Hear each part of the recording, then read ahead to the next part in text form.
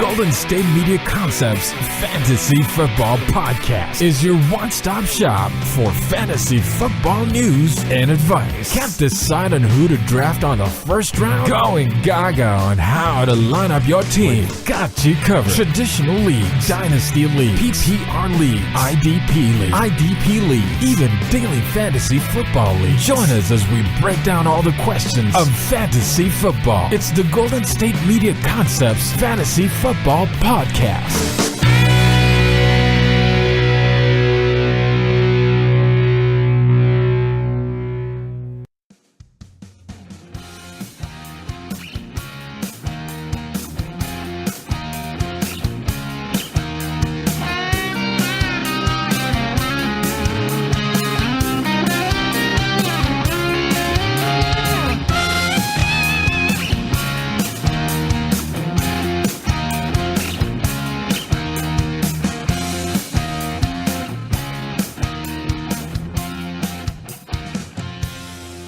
Hello, everybody, and welcome to the GSMC Fantasy Football Podcast, brought to you by the GSMC Podcast Network. I am your host, Jeff Malinoff. With me, as always, is my enemy, my mortal enemy, my my Sub-Zero to my Scorpion, Mark Souza.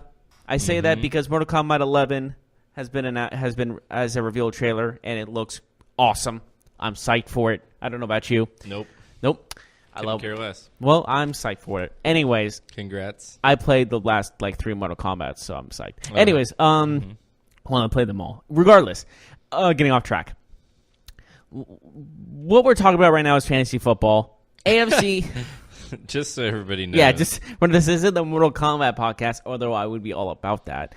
This is the aftermath of the AFC and NFC championship games. We had our daily fantasy football previews, all that stuff on Friday. Now we have the aftermath of our 100 push-up fantasy bet. Let's just go right into it. Who won? Well, let's review the teams. Okay. We can determine. I'll give you what the total points was. So, of course, your team again: Breeze, C.J. Anderson, Tyreek Hill, Travis Kelce, Sony Michel.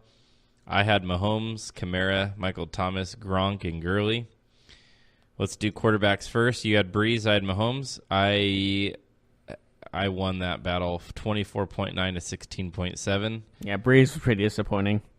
I had Kamara. You had Anderson. Kamara had 22. Anderson had 5.9.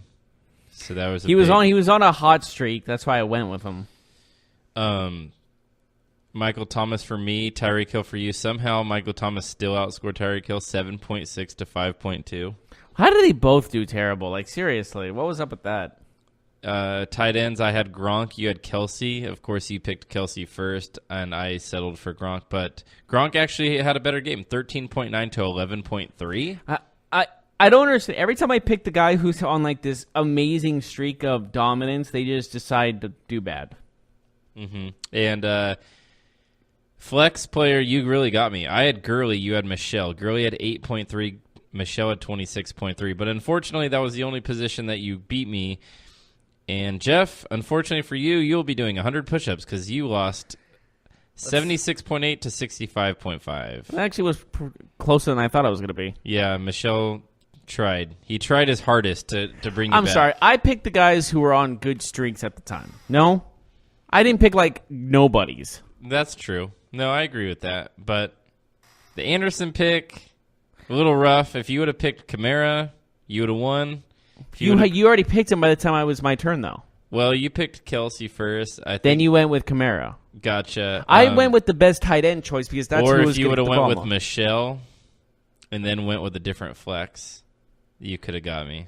If you would have went with Damien Williams or... did we expect Damien Williams to go off like he did? He's been going off. Not like that.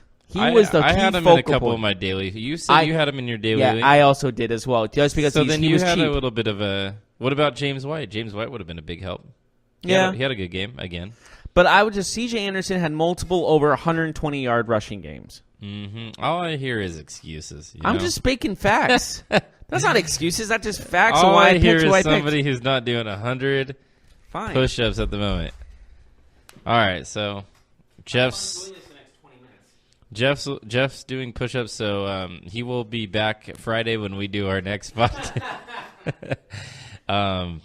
Anyways, yeah. What can you say? The games yesterday. I'll get into what we watched, not just based on a fantasy perspective, but football in general. We saw, I think the most surprising thing for me was I expected more points to be scored in the Saints-Rams game. I thought, hey, we're going to see a classic shootout. We're going to see, I think when me and Jeff actually do a football podcast 4 times a week.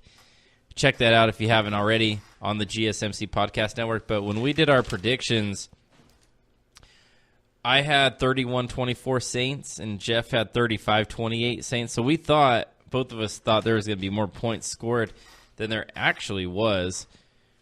And, yeah, that was kind of the thing for me. When the game started, the Rams, I did kind of expect the Rams to be a little bit flustered. It was one of the reasons why I didn't love Jared Goff as a quarterback in daily fantasy, just because the crowd noise. We saw early. We saw the Rams, unorthodox turnover. Gurley can't secure a pass. Very uncommon for a guy like Todd Gurley to make a play like that, to just kind of lose focus for a second there.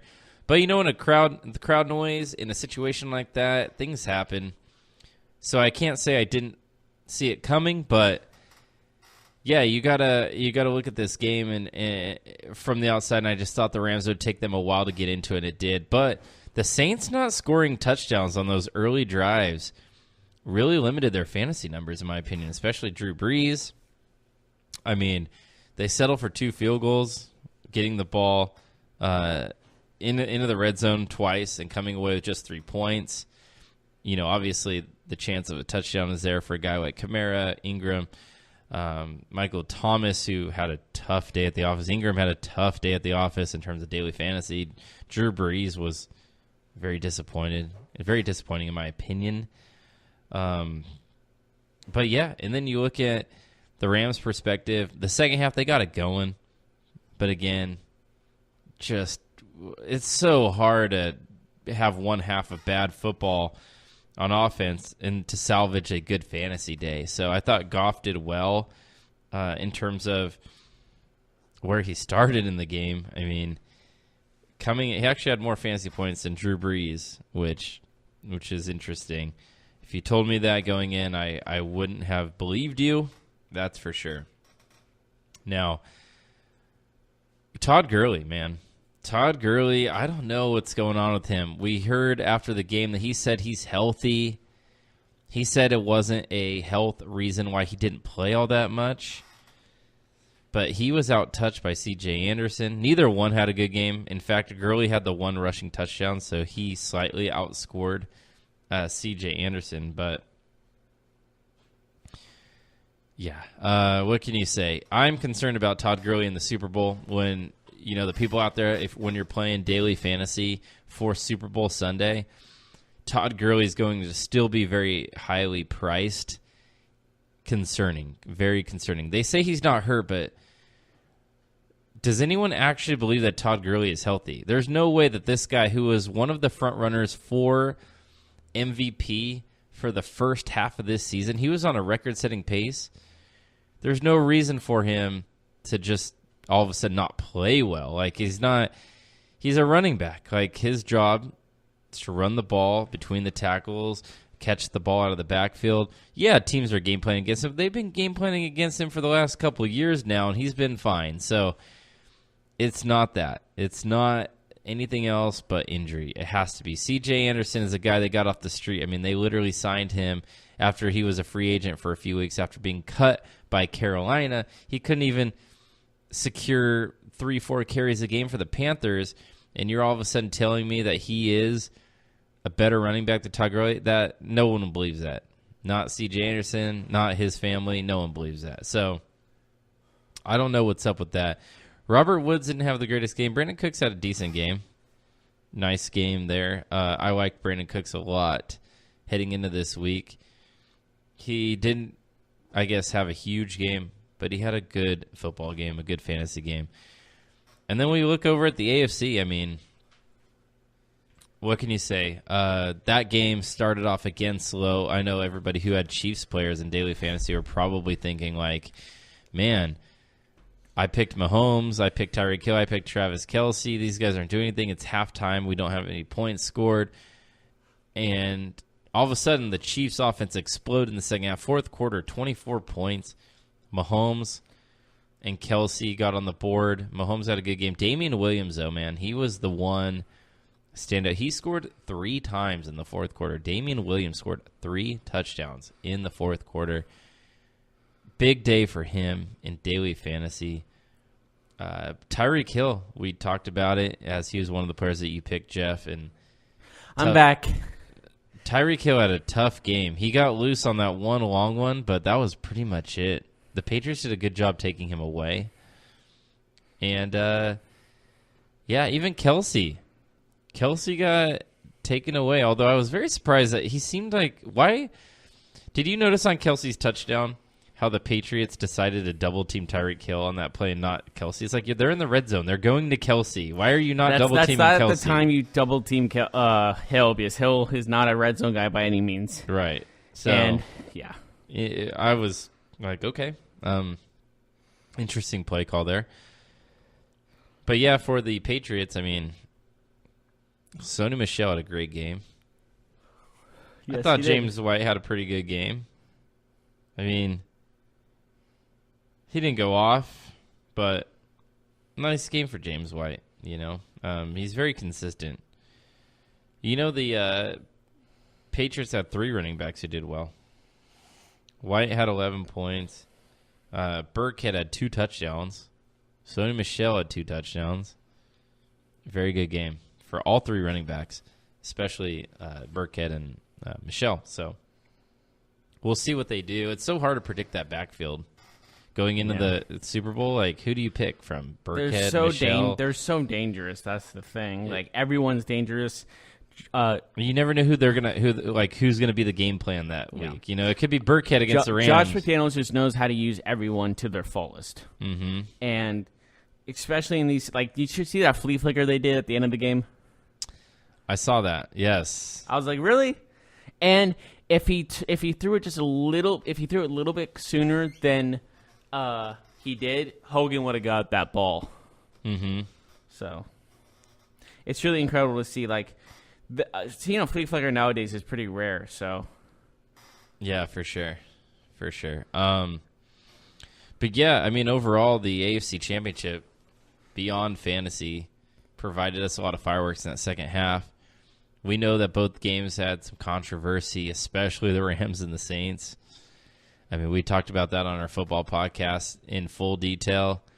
How that's not a pass interference against the Rams with under 2 minutes left is beyond me, but ultimately it was not called.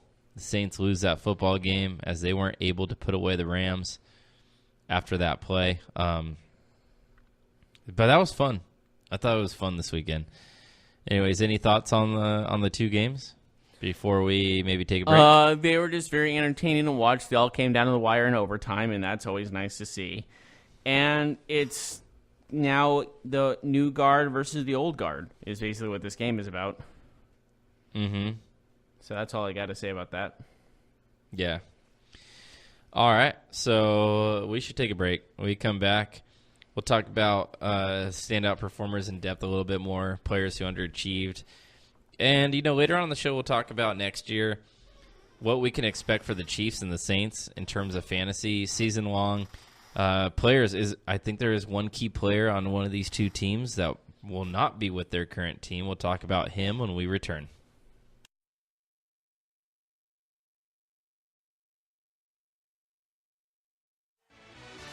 Are you looking for the very best NFL and college football podcast? Then check out the GSMC Football Podcast. Get the latest football news both on and off the field. From the NFL Draft to trades to the rumor mill to the NFL Combines, they got you covered. That's GSMCpodcast.com/football-podcast. Get updates on college rivalries, game day insights, and much, much more. It's football talk the way you want it. This show eats, sleeps, and breathes football. Don't forget to like them on Facebook and follow them on Twitter. Visit gsmcpodcast.com for more info.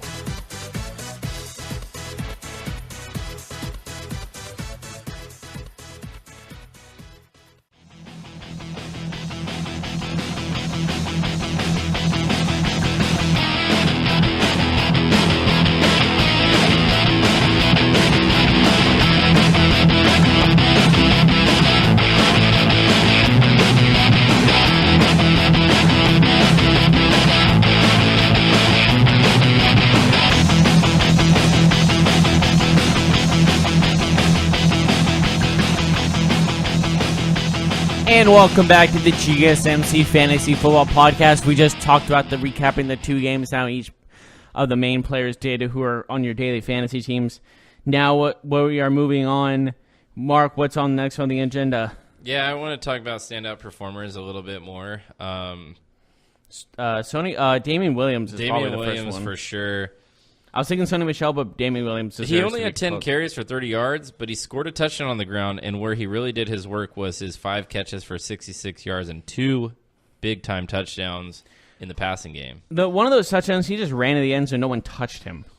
Yeah, the screen pass, right? You're talking about where Mahomes kind of threw it over his shoulder, and then it was like off to the races. Yeah. Tyreek Hill had 1 catch for 42 yards. He only had 3 targets. That's unheard of for a team that loves Tyreek Hill. Kelsey only had 5 targets, both well under their averages. Which, is that the coach's decision or is that Mahomes' decision, you think? I think the Patriots' game plan was very good. Even though the Chiefs scored 31 points, I feel like the Patriots kind of controlled the game defensively. Like they had, I don't feel like they ever let the game like get away from them. The Chiefs made some big plays because they have some big players, but I just felt like it's weird to say that Mahomes was like stopped a little bit because he still had 3 touchdowns and 295 yards, but that kind of is him getting stopped, isn't it?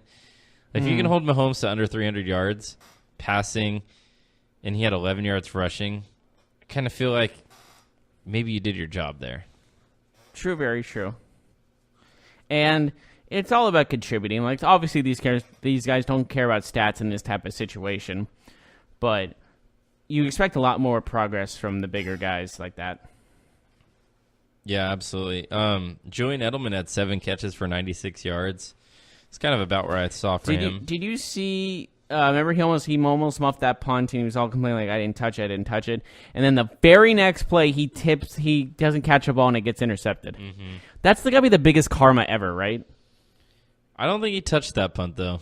It's very close, but they ruled it. He did touch it on the field. That's why I thought it was indisputable. That's what I thought. But obviously they thought different. And then he gets all cheery. He's like, let's go. And then he gives up a pick. I just thought it's like ball don't lie type of situation. I knew you were going to say that. Everyone was saying that. If you look on Twitter and Instagram, but the ball lied. Everyone was yelling ball don't lie. Everyone is yelling it. Yeah. I mean, I got a text from my buddies, and he just yelled, ball don't lie, LOL. I'm fairly certain it didn't hit him on the punt, so it's like, I don't know. Like, if the referees just flat out missed that call, then I could understand that, but it didn't touch him. I don't think it touched him, but, yeah, whatever. Anyways, who is your standout performer? I guess Sonny Michel is a standout performer for the Patriots. Tell me what you saw in his game. Well, he did a lot of the heavy work. Mm-hmm. And and in those games, that's what you need. And he was 29 carries. Yeah. And this is like running if you have a great running game in the postseason, you're going to win games. And he had a great running effort that won them this game. Oh, yeah. Big time player. Rookie. He's had a pretty good season. Like, if it wasn't for like Barkley and Mayfield and all these other great players, he would get NFL Rookie of the Year. I feel like his next step in progression is him being involved more in the passing game, but who knows? Mm-hmm. We'll see. We might see that down But road. he's been playing amazing. Like, without Barkley and Mayfield, he would be Rookie of the Year in my mind. It's definitely possible. He's had a standout year. I wonder where he will go in fantasy drafts for season-long fantasy next year. He's probably the second. He's probably like a fourth, fifth round pick. Yeah. It's hard to pick a Patriots running back. He's not going to be your first running back choice. Yeah, it's hard to rely on a Patriots running back, right? Because even yesterday, he's definitely going to be like one of those guys you look for in the middle of the round. That's just as crucial. Like I need a second running back or I need a flex player. Sonny Michel's your guy. even yesterday, like the Patriots are kind of a run by committee team. Like, yes, Michelle gets more of the carries, but White gets more of the passes, and Burkhead kind of does it. But when Michelle gets the ball, he excels. Mm-hmm. That's the thing. All right, so let's take a look at the Rams and Saints box score. You know what's funny? I wanted to mention this. You remember on our podcast last week when I said it's too bad you can't use Taysom Hill as a flex player? Yeah. As a quarterback? I still stand by that because I do as well. He doesn't just throw the ball, you know. He's like the Wildcat guy. He's the Wildcat offense. He had a carry. He had the catch for a touchdown. Yeah. He threw the ball once. Like, he did one of everything. He had one carry, one throw, one catch. Anyways, though, back to stuff that matters. Back to reality. Oh, there goes gravity. How disappointing was it that Mark Ingram and Kamara didn't get more of the ball in a game where they were winning for a majority of the game, almost the entire game? It really frustrated me because Sean Payton, I know you are a risk taker. You love throwing the football. You have Drew Brees. I get that. But when you have the lead, you have the best running back in the NFL, arguably, in Alvin Kamara. Mm-hmm. You have another great running back, probably the best duo in the NFL, too. You can argue that with Mark Ingram. And you don't give him the ball? What are you doing? I'm sorry. That's bad coaching. I was very surprised that Ingram especially. And I have nothing but respect for Sean Payton. I just think that was a bad coaching decision. Kamara got a lot of passes. They threw him the ball 13 times. He had 11 catches. So I get, like, Kamara, I touched the ball 19 times. Like, that's a good amount. But Ingram had 2 catches, 9 carries, 11 touches. He's got to have at least 15 with Kamara's 19. No? I think so. They only ran the ball 21 times. And, like, Ingram's no slouch. He can carry that ball 20 times just as much as Kamara can and make progress. Yeah, and in fact, Ingram, part of his game is that he's a volume runner. Like, he wears defenses out because he runs hard inside. And then Kamara just tears them up after they're tired from Ingram. It's a great combination, and you're not using them. Sorry, it's very frustrating. So, as a guy that loves both Kamara and loves Ingram, these two, I would run them to the ground, you know, like in a positive way.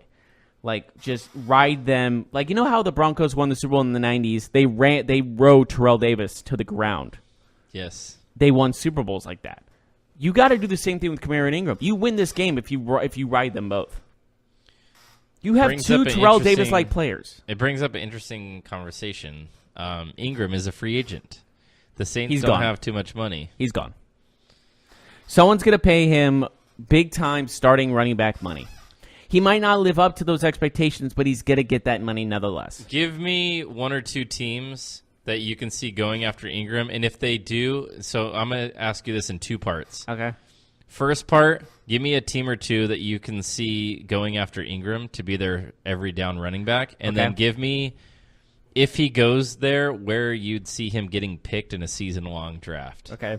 I see the Jets as first of all. That's a good spot. Because if they don't get Bell, they'll probably go for him. Right now they got Powell and they have... he will be their number 1, no question. Right now they have Powell and they have Crowell. Mm-hmm. I don't know if they're going to move on from either one. Both were... But he's going to be the number 1 regardless. The Jet... Okay, so if he goes to the Jets, where does he get picked? Where does he get drafted in the season-long 12... Let's do 12-team league. I'll go 4th round. 4th round? That seems fair. Maybe 3rd at the highest. That's like the second running back. I'd say 4th. Yeah, 4th sounds about right. 3rd is the highest I'll go. He's probably a top 15 running back, right? Yeah. Like just running back, 15? Top and 15? third round is usually where you get your second running back. Mm-hmm. 3rd or 4th round. 3rd or 4th, yeah. depend. You Yeah. could do running back If he goes 0. to the Jets, though, because he will be the number one guy, he'll be touted very highly instead of just sharing carries with Kamara. Mm-hmm. If he goes to somewhere like Tampa Bay, who also needs a running back, or even like I know Miami has Gore. Tampa Bay could definitely use him. Yeah, I'm thinking like Miami team, like new teams with new head coaches. What like, about Jacksonville if they don't work out the whole Leonard Fournette scenario? Like, I could definitely see that also. He could be I traded. can or see him going to any of the 3 Florida teams. Like Miami, like they have Gore, and they've been doing pretty well with Gore. Imagine they had a younger Mark Ingram. Or he goes to, Green Bay might need him. Yeah, I don't boost know. him with Rodgers. That could work. Yeah, I mean Green Bay. I'm just. They might have found something with their young running backs, but I don't know. They could. No, it's true. I'm just throwing out ideas, and also like let's say I don't know. Let's continue with the NFC North. You can put him with the Bears. Yeah, maybe Jordan Howard. Jordan and Howard's kind of struggling. Tariq Cohen. Yeah, they're not number one running backs. Howard isn't anymore. What about a team like Atlanta? Because they still have Freeman. but he got hurt and he got a decent contract for sure. But they like to use 2 running backs, and I don't know if Coleman is the answer. He kind of had a bad season when Freeman. He had got some hurt. breakout performances here Like and there. last year, though. This year, and it was disappointing for him because when Freeman got hurt, you're like, oh, this is the opportunity that Coleman needed because he looked so good in short amount of time, and then he really didn't take that. Yeah, true. I don't know. I don't know if they But move on. how much do you get? How much are you willing to pay for Ingram? I mean, that's a good question. I wouldn't. I would say pretty. I would say not like superstar You money, can't but pay like him like a ton. quality player money. Carlos Hyde got 1 year, $5 million. I kind of feel like they're on the same level. So like 210, 315. Yeah, it's hard to pay running back nowadays when you can just get them in the draft. Like, Yeah. Like what are the Patriots paying for Rex Burkhead, James White, and Sony Michel? Like I feel like they're not Pennies paying on the anything. dollar? Yeah, So Yeah. James White might be getting paid soon though. I'm not sure when his Maybe. contract ends, but when he gets a new contract, I'm sure he's gonna get re-signed.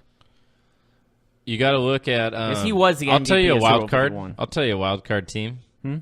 Raiders. If the Raiders don't go after Le'Veon Bell, they need a running back They don't have Marshawn anymore. because Marshawn's Marshawn's hurt. done. Yeah, I don't think he's coming back. Nothing but respect for Marshawn, but even if he did come back, he's a shadow But of his Ingram former is self. the kind of player that Gruden would like. A hard Pound, inside runner. He is a power back, so that would He work. likes veterans. Gruden loves veteran players. Another West Coast team that might need him due to the injuries of a running back is the Chargers. With Gordon injured in and out of the lineup, they could use an Ingram. Yeah. And they could use him just like Kamara. You use him with Kamara in New Orleans. You know a who fast else- back and a power back. It's kind of funny to say this, but Rams? Are you thinking Rams? No, I'm thinking Oh. Steelers. Connor and Ingram. That would be a dangerous combo as well. But like I'm saying, like if you want to try that again, go with the speed and power back. Ingram's a perfect guy if you have a speed back. Yeah. Connor, because Connor got hurt this year because I don't think he was ready for the workload. I don't think I don't think anyone expected. Yeah, him to he have that didn't workload. go Yeah. into the season expecting to play the whole 16 as a number And he had a one. great season. He had an amazing season, but you could see the Steelers trying to get a veteran where they could split maybe the touches. Although that would hurt both of their value. That would, for fantasy, that would. I don't know if that'd be the greatest you place. can say the same thing with Kamara and Ingram, and they both still had positive seasons. Mm-hmm. Yeah, so I mean, it's a good conversation to have. Well, I guess the question is, do you see him in the AFC or the NFC? Because that would raise or lower his value. Because we both said I the would NFC say is better overall. In the perfect scenario, no matter where he goes, he's probably a 4th round pick in fantasy football. Yeah. Maybe a 3rd round. Does his value? if he's on the Raiders, I'll tell you this: if the Raiders get Mark Ingram, if he's their Number one. then I would say he's a 3rd round pick in because fantasy because Doug he's going to get the ball 25 So Doug times. Martin's gone. Even if Doug Martin's there, it's like if they get Ingram, they're going to run Ingram 20 to 25 times Yeah. a game. He might be a 3rd round fantasy football pick. Okay, I see what you're Just saying. based on volume, because Yeah. volume is king. Yeah, absolutely. Volume is more important than talent in fantasy football, right? Yeah, absolutely. You want A running back is getting 20 carries, Yeah. even if he's worse than the guy getting Yeah. 10 carries. But we obviously are going to find out what his value is once he goes to a new team, which we believe he's going to a new team. But it all depends on, is he going to a team with another running back and they're going to split the carries, or he's going to be the number one we guy? say he's going to a new team because when we're looking at it logically, the Saints don't have – they actually – unless Ingram takes a pay cut is basically – And also the Saints would need to make some roster adjustments that would lower their payroll. By the way, Drew Brees' payroll, his price goes up $13 million this offseason. He took a pay cut this year, so next year is where he really cashes in at $33 million for the year. I don't know if they try and convince Drew Brees to take a little bit less money. No way he's doing that. But they're going to have to he might do it if they say, look, the only chance that we can try and keep a guy like Ingram or help our team improve is for you to give up a few million, and we'll give it to you next year. But he's on his he signed a 2-year deal before last season. So they're gonna just have keep to extend stalling him or it. something, yeah. Mhm. Which I could see that happening. Like maybe they give him like Another year. or maybe Most I see them extending him is another year. Maybe they lower his number, but they give him like another like higher incentives or guarantees or something. Where like they lower the total. I guarantee you it'll be higher guarantees. Incentives will have to be very like easy incentives. Sure. You know what I mean? Like they're not gonna be like you have to get 5,000 yards this season. It'll be like get us in the playoffs or get us 9 wins. That kind of thing. It'll be something small. If it was incentives. I'm going to assume if it's between guarantees and incentives, it's going to be guarantee rather than incentives. Mm-hmm. Yeah, we'll see what happens. Mm-hmm. Yeah. But yeah, we should take a break. We come back. We will dive into next season for the Chiefs, what we expect. We could also talk about the Saints a little bit more. I know we talked solely basically about Mark Ingram, but let's talk Breeze, Mahomes, Kelsey. We'll talk Kamara. We'll talk Michael Ghidorah. Thomas. We'll talk about all these players where we see their seasons going next year. So we'll do that when we return.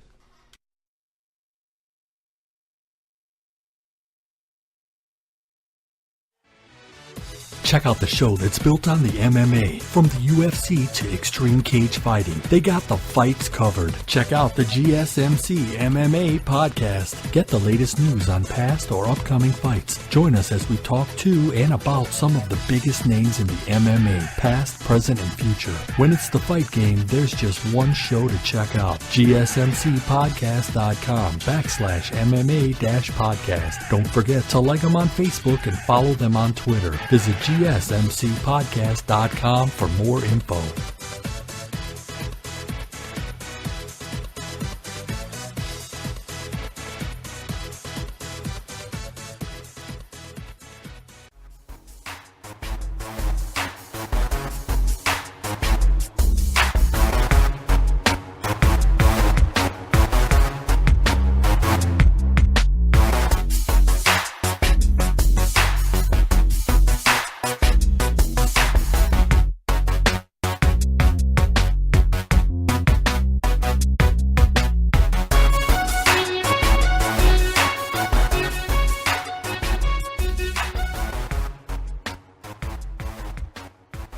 What's up, all you fantasy footballers? Welcome back to the final segment of the GSMC Fantasy Football Podcast.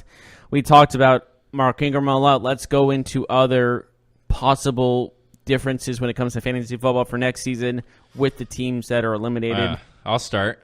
Okay, go for it. So I think one of the biggest surprises, one of the biggest players that affected fantasy teams this year was Patrick Mahomes, because he was not picked really high. He's first round, guaranteed. Whoa. Hold on. Don't jump the gun here. I jumped it already. Too late. Did.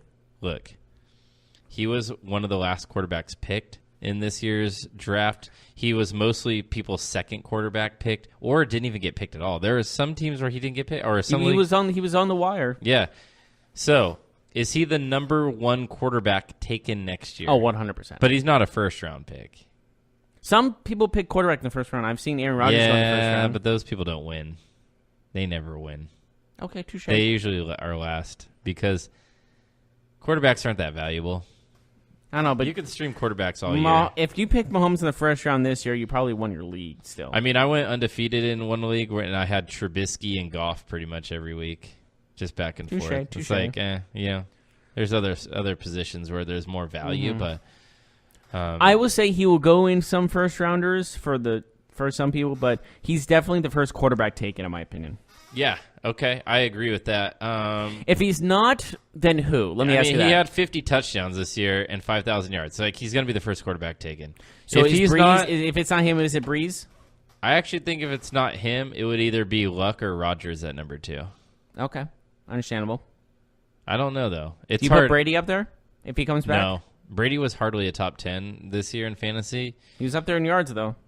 But they don't throw a lot of touchdowns. They do not, no. Even yesterday, look at Brady's numbers. He had 1 touchdown pass. True. They ran 4 in, which is funny. But, yeah, I mean, Brady is a better real-life quarterback than fantasy quarterback nowadays, Very true. I had to ask about him. Yeah, absolutely. But if it's not, I'm going to say if it's not Mahomes, I'm going to say Breeze goes before Breeze him. could go number 2. I would say I'd still lean Aaron Rodgers a little bit because of the ability to move with their feet. The thing with Rodgers is he had a pretty subpar season this year. And everybody will be scared because he got hurt the last 2 years. Exactly. Everybody will be scared. That's why I'm saying he will not be one of the first taken. He'll be a very hesitant first one taken. Mm-hmm. He'll be because of the name, not because of his performances as of late. It's definitely possible. Okay, let's talk about Tyreek Hill. Is Tyreek Hill a top 5 fantasy receiver picked in the draft next year? Now, let's remember, he was top 5 in points. But he's somebody who's a little bit hard to predict because he doesn't get a lot of catches. He doesn't get a lot of red zone targets. He's more reliable on that huge play potential. He can obviously have big games. He can go off, but he can also, I don't know, not be a factor in the red zone and be a little frustrating. Do you think he's a top 5 fantasy receiver? I believe so. He had some games that just were absurd. And if Mahomes comes back and they still have that chemistry, he's still going to get the ball through. All right, I'm going to name some names, and you tell me if he should be picked before or after these players, okay? Julio Jones. Before. Really? Because he gets touchdowns. Julio is very lenient on his touchdowns. Julio scored some touchdowns this year, though. He had a really but good it took a game. long time. Okay. It took almost over halfway through the season. Before. No, after. Okay. After. Antonio Brown. Depending on where he is. If he's in Pittsburgh. Before. If he's somewhere else, I would say after, because he's going to be like everyone's. If he's on a new team, he'll be like, okay, we're getting the ball every single time. We're making you as happy as possible. Really? Ben Roethlisberger doesn't give a darn. Antonio Brown with Ben, though, no matter what the relationship is, has been one of the most dynamic. Oh, I'm not combos. disagreeing with that whatsoever, but I think Tyreek Hill and Patrick Mahomes, all right, they have this thing where they will get 70, 50, 60-yard touchdown passes on the regular. So far, the only player ahead that you'd pick DeAndre Hopkins. is DeAndre Hopkins, yes. Okay. He's my first pick. How about Odell Beckham Jr.? See, that's tough with Eli Manning. That's always a big question mark. Mm-hmm. I would definitely pick him before Odell Beckham Jr. just because I don't too. want anything to do with Eli Manning. Yeah, me either. I want to avoid him with a 10-foot. And I'm picking him before a lot of guys because of Patrick Mahomes. I am surprised, though, about Julio, because Julio is really good. That was a tough one. But I think because Julio, took to week 9, week 10 to score a touchdown? And I'm not sure. What did Julio end with? He had a good fantasy season. Yeah, he had a good fantasy. I'm not taking that away from him, but I can't wait until week 10 or 11 to score some touchdowns with Julio Jones, and he only gets me like 10 or 15 points. I need him. So he had 1,600 yards this year, 113 catches, and 8 touchdowns. I'm going to check. Those touchdowns came late in the season, and by that point late in the season, your season might be over already. So, yes. He didn't score until until week 8. And by that point, what I'm saying is by that point, your season might be over already. That's true, but he went on a crazy tear as well. He went Yeah, but again, like I These said, were his it might be games- too little, too late. Hold on, I'm hold not on, hold taking on. anything away from But, the end of the but season. it's still there's still your season shouldn't be over. If your season's over by then you drafted poorly. That's usually people's first or second pick, no? Yeah, absolutely. Probably their second, but maybe if their he first. doesn't get it done by that point, you're gonna be in a hole. Yeah, but he was still scoring points without touchdowns. He scored a lot of points without touchdowns. He had a game of 170 yards twice and 144 yards once and 104 yards. And then he started getting over 100 of the touchdown, over 100 of the touchdown, over 100 of the touchdown, over 100. Bad game. But look at Tyreek Hill's stats as well. He had stats just like Julio. All right, so remember these numbers. 113 for 1,708 touchdowns. Okay? Okay. Let me write that down. Say it one more time. 113. Okay. And the number of yards was 1,677 and 8 touchdowns. Okay, so 113, 100, you said 113 catches? 113 catches, Okay. 1,677 yards, so 1,677 and 8 touchdowns. Got it. Okay? Tyreek Hill's numbers, 87 catches, Okay. 1,479 yards, Okay. How many touchdowns? 12. That is the... He also had some rushing stats, and I'm going to find those because we know that Tyreek Hill is more than just – he's a dynamic player. He can return touchdowns. He can do more things in terms of getting the ball in different scenarios. But based on those numbers right there, I mean, Julio, yes, the touchdowns are different, but he outscored Tyreek Hill in terms of receiving points. I still put 12 touchdowns and 8 touchdowns are a big difference, though. Right. But look, 4 touchdown difference is 24 fantasy points, but he already beat him in catches. So if you play half PPR or PPR, then he already beat him on yards and catches, which made up for the touchdowns. Let me find his numbers. I'm still looking for his rushing we should numbers. add his rushing stats because that might play a bigger factor in Yeah, this. no, I'm just saying, yeah, for sure his rushing numbers. And we're not saying that like Tyreek Hill is not going to get better stats than Julio next season. So rushing numbers, he had 150 yards rushing and 1 touchdown. So add 13 total touchdowns. Yes. So let me ask you this: can you see him getting better stats than Julio next season? Possibly. Yeah, I mean, It's a good chance. I think Tyreek Hill could easily have the number 1 receiving year for sure. I just think that Julio's is less risky because he's not so reliant on a 70-yard touchdown bomb, whereas Hill kind of is. He's not just like a Ted Ginn or anything like that, but Julio can have a lot of games where he has over 100 yards, like a lot of games over 100 yards. But honestly, let's be honest. If you picked either Julio or Hill, you'd be fine either way. Oh yeah. And Julio it's not like I'm saying pick Ted Ginn Jr. over Julio Jones or another interesting I don't know DJ thing, too, Moore over Julio Jones. Another interesting argument that I want to make for Tyreek Hill is this guy's really small, but he stays really healthy. Isn't that like Darren Julio's Sproles, hurt a lot. Like yeah, Julio has a toe That injury. is another big. AJ Green gets hurt. Some of these guys are walking around with like a bad ankle, a bad hamstring, but Tyreek Hill is just he's he had a little consistent. bit. He had a little bit of a foot problem, but it didn't really affect him as much as everyone thinks that it does. But I do agree with you, and that's another big question mark I have with Julio is his injuries. Julio is getting older. And how old's Tyreek? Is he 30? Not even. Tyreek Hill's only played 3 seasons in the NFL. Yeah, I would rather take the youngster. He's 24. Oh, 100% take Tyreek because Julio's had on his last couple of seasons. Let's be honest. Yeah. And nothing against Julio. I'm just going. Julio is. Let's see how old he is.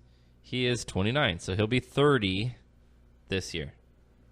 Okay, he's not as old as I thought, but I would still think. If I have to go with that, and I have to think about injuries as well, I think Hill has the brighter upside. I will say this to you, though. Mm-hmm. Julio Jones does have a stigma for being hurt. Yes. He's played – these are his last 5 seasons. I think you're going to be shocked by this. These are his last 5 seasons. 15 games, 16 games, 14 games, 16 games, 16 games. Huh. He is now but he does play hurt. He does. He has a toe injury all the time. It limits his number of snaps. He definitely plays like he's always on the injury report. That's a given. I think he has a turf toe problem because he always has a foot problem. It's kind of like Deion Sanders. Remember, he had a serious toe problem at the end of his career. Yes. That's kind of what ended his career as a toe All problem. right. So now that we've kind of went on that discussion, would you take Tyreek Hill? I got one last receiver, and it's a good segue. Tyreek Hill or Michael Thomas? That, my friend, is two very identical. Like, not in the same like play style, but in the same like production.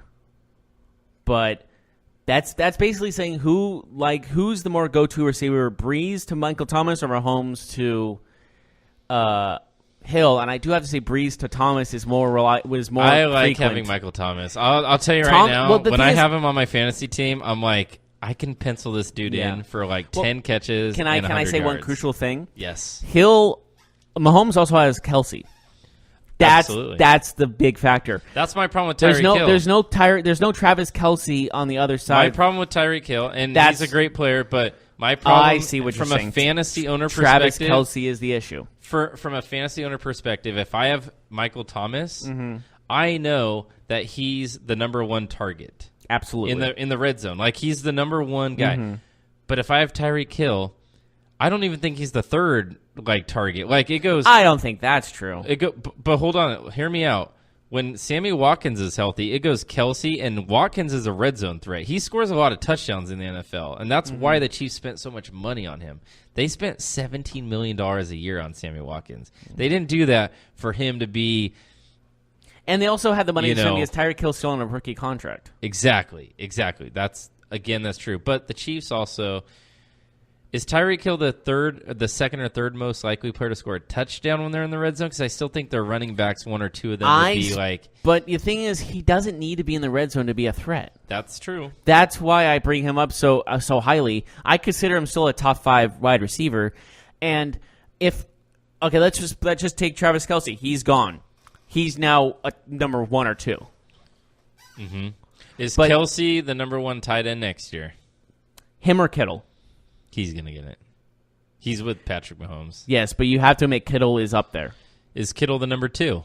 Yes. Or is Zach Ertz the number 2? No, Zach Ertz kind of struggled this season when Wentz was gone. I know Wentz is coming Wentz back. Is coming back. But Wentz has injury issues, so if he's gone, then what's What about Ertz? Gronk? Is he retiring? Sounds like he might be. It's not. I wouldn't want him regardless. If he doesn't retire, is he have, like, is 4 he number touchdowns? 4 or is he behind Ebron? He's behind Ebron. Ebron had 12, 13 Another touchdowns? interesting thing that I'd like to point out. I don't know how much of a factor this is going to be, but this upcoming NFL draft is said to have 9 of the top 100 players are tight ends. It's a very tight end heavy draft. We might see 1 or 2 of these guys make a big impact this year, and tight ends don't usually do that right away.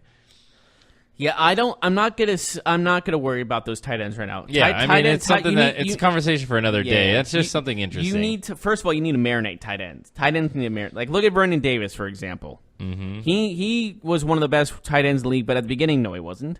Mm-hmm. So that's how. And Gronk was not the best tight end coming out of college. It took him time. To marinate. Travis Kelsey the same way. They were all second round picks or later, right? Yeah, I know Gronk was. Where did Gronk go to school? Arizona, my alma mater. You knew that already. Yeah, he went to that school that doesn't win anything.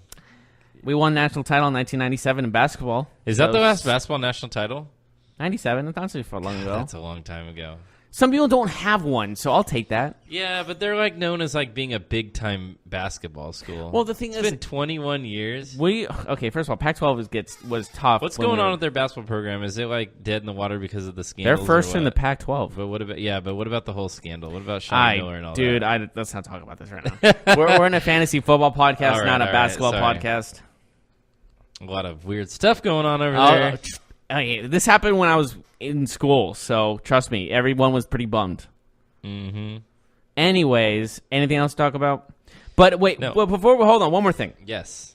I'm not saying that picking someone besides Tyreek Hill is a bad choice. I'm just saying that if you pick Tyreek Hill as your first wide receiver, it's not the worst decision in the world. No.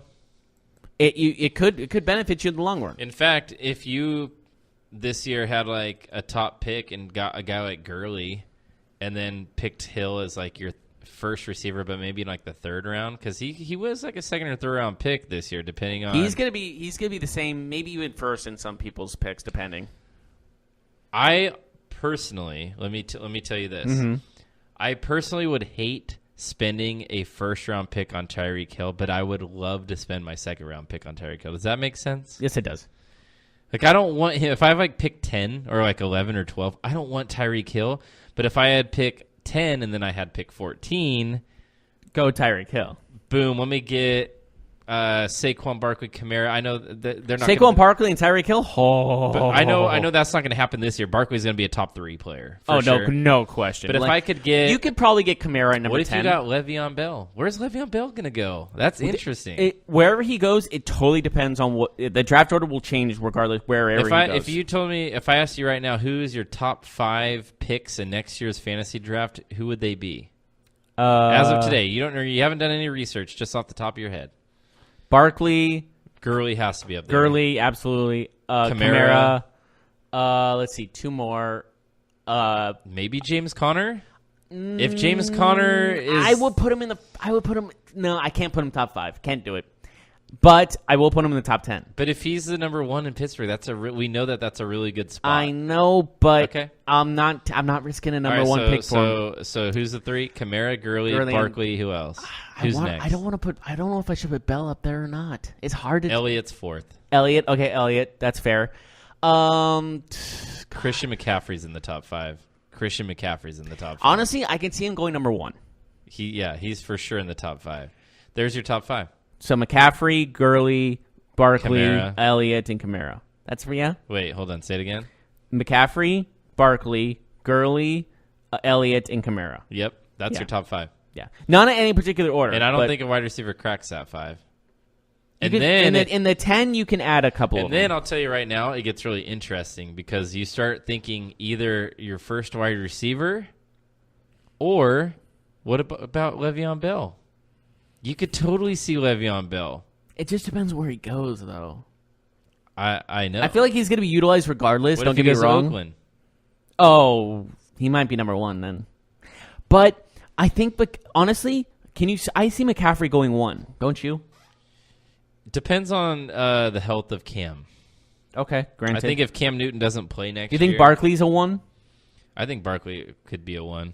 If the Giant, especially. There's not really a no doubt or a number 1. I'll tell you right now. Elliott is up there. McCaffrey is up there. Barkley is up there. I think those guys actually are a little bit higher than Kamara, if I'm being honest, because Kamara doesn't get enough touches. But if Ingram's gone, he might get more. He might, or they might just get somebody else to be their Ingram, and he still gets the same. So all right, who would you replace out of the top 5 for Kamara, if you had to? Would you then put like a wide receiver in there, or would you put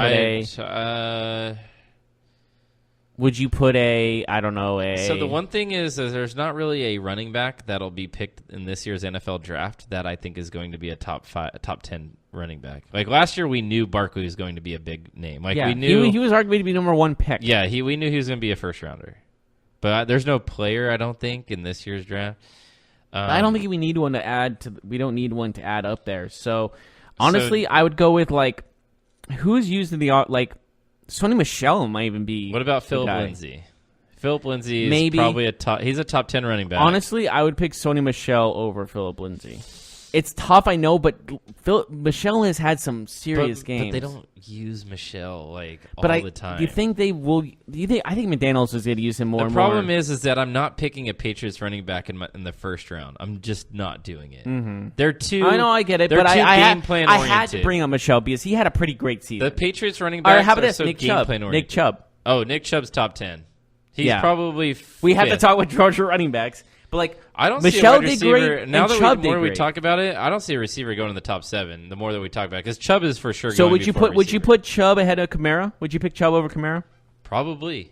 It's tough, isn't it? And Kamara's better. All right. How about this one? Kamara or Michel? Oh, Kamara, 100%. Well, I just have to bring up Michel because he had a very underrated season. Yeah, no, he did, but he doesn't catch the ball. If you don't catch the ball, I don't want you. I think this is what the offseason is going to do for him. He's going to work. Hopefully, this is my hopeful. He's going to work with James White and catch the ball. He's still going to have James White. next to him. Now, if they got rid of James White, maybe I'd think differently. Possibly. But anyways, I think we're done. Yeah, I think so too. Thank you so much for joining us, everyone. Join us Friday. Yes, join us Friday. We have no idea what we're going to do the show on, to be honest with you. Do you? What? Well, how are we going to do the show on Friday? It'll be a surprise. It'll be a mystery for the listeners. All right, sure. Mystery. We'll see you on Friday. Have a good day, everybody. You've been listening to the Golden State Media Concepts Fantasy Football Podcast, part of the Golden State Media Concepts Podcast Network. You can find this show and others like it at www.gsmcpodcast.com. Download our podcast on iTunes, Stitcher, SoundCloud, and Google Play. Just type in GSMC to find all the shows from the Golden State Media Concepts Podcast Network. From movies to music, from sports to entertainment, and even weird news. You can also follow us on Twitter and on Facebook. Thank you, and we hope you have enjoyed today's program.